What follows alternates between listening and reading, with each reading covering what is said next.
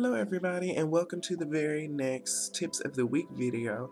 In this video we are going to be talking about right size, right shape, and we're going to be discussing the different types of the different body types that are out there, mainly just focusing on women, even though a lot of these body types or these tips that I'm going to give can be used for men too, if you kind of tweak it a little bit.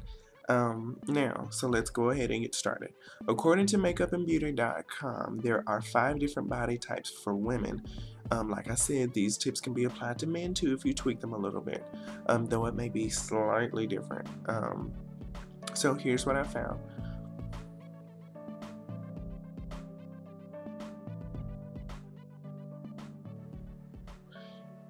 So, we have the slender, the hourglass, pear-shaped, well-endowed, and petite. Now, it's important to remember that not many people fit perfectly into one category or another.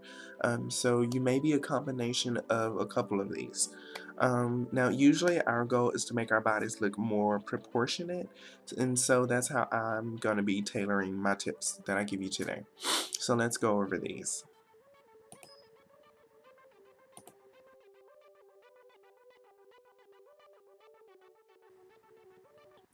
Okay, so we have number 1, the slender shape. Now, of course, this is the mainstream fashion model body type, but it has its drawbacks if you don't know how to dress it correctly. And of course, if the person that's dressing you isn't a famous fashion designer, then you're going to have some problems. Now, though it seems more stores cater to the size range, taller or shorter than average people in this category seem to have trouble finding clothing. Shorter people tend to shop in the kids section, and taller people usually have to go online to find the right length or risk flooding. Now, the good thing is that most of the cuter things are already made to fit your body type, if you fall into the average height group. If you're super slender, I suggest doing things that add flow and body to your figure to disguise or to accentuate parts of your body that you might like. Things like flowy blouses and skirts, maxi dresses, and things that seem to flow over the body should look very, very nice on your body type.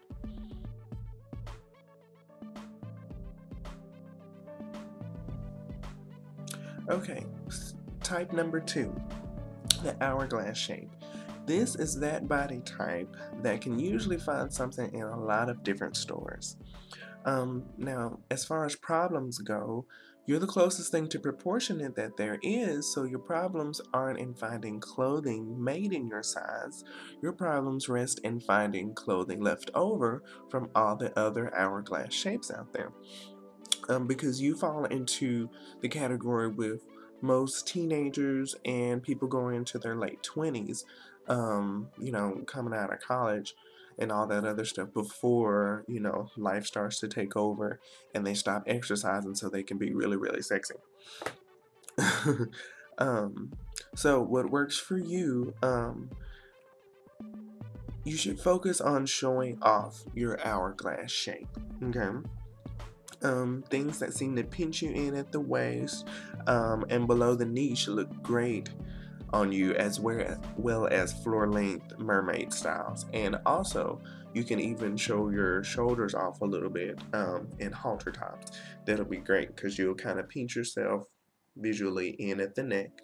You'll come out, in the boob area, go back in at the waist, come out at the hips, and go back in at the knee.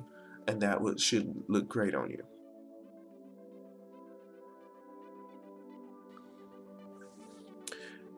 Now, for number 3, the pear-shaped lady. This body type often looks very similar to the hourglass shape. And depending on what kind of bra you wear, you might find yourself filling out a more hourglass silhouette. But when you're not wearing Victoria's Secret, this is what you deal with. Because your hips take up more visual space in this body type, you might feel unsatisfied with your girls upstairs. And to make matters worse, you can usually fit one smaller size up top and then a larger size pant to compensate for your booty back there. Since this is true, you have a hard time fitting into dresses because you have to fit for the hips at the expense of your bust. Now, what works for you, for a pear-shaped woman, I would suggest sticking to picking my ensembles separately. Anytime you need something formal to wear, follow the same rules. Stick to separates to look your best. Also try wearing a halter top that ties at the neck, and that way, if you're compensating for your hips and you're wearing something that's a little bigger on you, you can at least tie it and it'll fit your top a little bit more. And if you still feel like you're lacking, consider getting some inserts to help fill out your silhouette a little bit more. Okay. Other than that, if you want to minimize the attention on your hips and accentuate your top, wear things that add body to the top, the same as I said for the slender body type. Even something that shows off some cleavage would be great for you if you feel that you have nice bust. And wearing darker colored bottoms or a nice pair of fitted jeans will keep the attention on your upper half without making you look dowdy. Alright, so silhouette number 5 is the petite silhouette. This body type is the hardest one to fit, not because, or not only because we're dealing with making choices horizontally, but we're also making those choices vertically. Usually petite women have a hard time finding things in their size, not because they don't fill it out, but it may be too long. Petite women usually have shorter torsos, and it makes it a matter of making you look more vertically proportionate and staying away from things that seem to chop you up and make you look even shorter. So let's try these things. Try things that seem to elongate the legs, like wearing things that stop above the knee, especially if you have really nice legs. Your mid-thigh is going to be your best friend, so if you can wear something that stops, like if it's a pair of shorts or a skirt or something that stops between your hip and your knee, that is going to be the perfect space for you. And then also, to help your midsection pan out some, try wearing things that stop above the hip, midway in between the hip and the natural waist. Also try not to hug your figure too much and wear anything that's way too tight, because if you have too much going on in any one area, that area will stand out and the rest of you will continue to shrink and crunch down towards that area. Lastly, also try to use diagonals in your silhouette when you can, as these will give the illusion of height. You could also even try wearing some of the mermaid styles or things that fit and then flow. If the fit stops at the mid-thigh and then goes from the mid-thigh to the floor, that'll give you a nice strong diagonal, whereas if the fit went all the way down to the knee and then went to the floor, you have much less to work with. So it's almost like either making a diagonal like this or a diagonal like this. See, this is like from the knee, and then this is like coming from the mid-thigh, or even right up under the butt, the curve of the butt. That'll give you so much space. I would personally avoid coming from the waist all the way to the floor, just because it's going to make you look like a Barbie doll or one of the kid dolls or something, because it's going to go, okay, you have a little torso and then you have this big diagonal shape. Now when you look at it like that, little torso and big dress, that sounds like it's gonna make you look bigger, but if you want to show off your figure some, I would just make it a hug until right up under the butt, and then we'll go down. At least it'll look a little more, I guess, age appropriate if you're grown up. If you're younger, we can try something coming from the waist, but be careful with that, because you don't. That's a really big area you're making this triangle come from. So the more body you have horizontally, the bigger it's going to make you look. If you have something coming from your waist and going from your waist all the way to the floor, it's going to look like a lot of fabric. So Anyway, just something to think about. Thank you guys for watching. I hope that I covered quite a bit of tips in this video.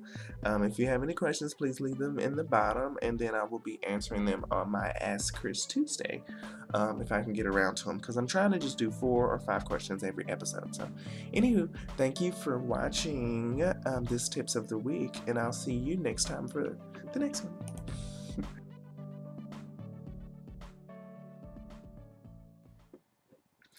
Alright, now for body type number 4, well endowed. Now, this is your Dolly Parton style that everyone seems to enjoy looking at, but the upkeep pales in comparison to the appearance.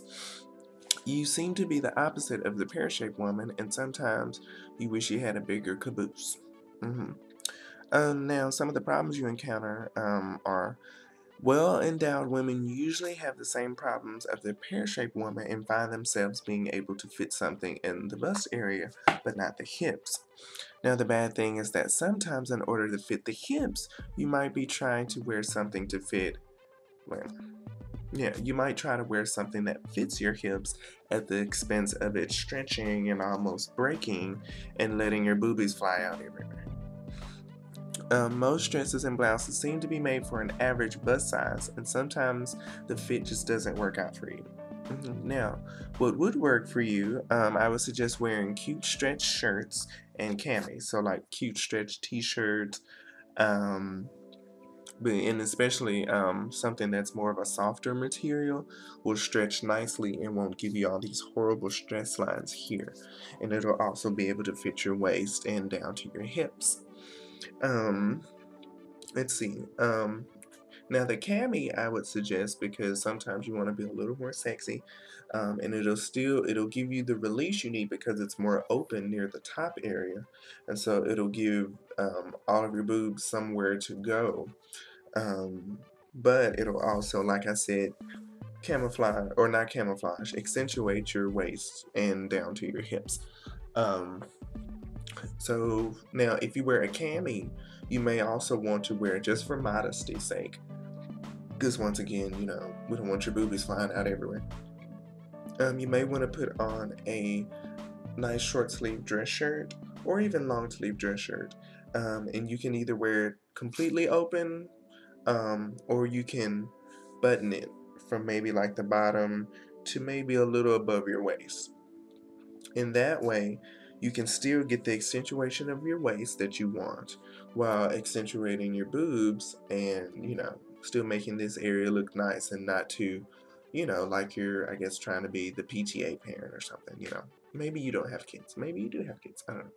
Anywho, but now, if you're trying to accentuate your hips and make yourself look more visually proportionate, then you want to do the opposite of the pear-shaped woman. And instead of accentuating your top and wearing plain bottoms, you want to wear plain tops and eccentric and crazy, interesting, eye-catching skirts and pants.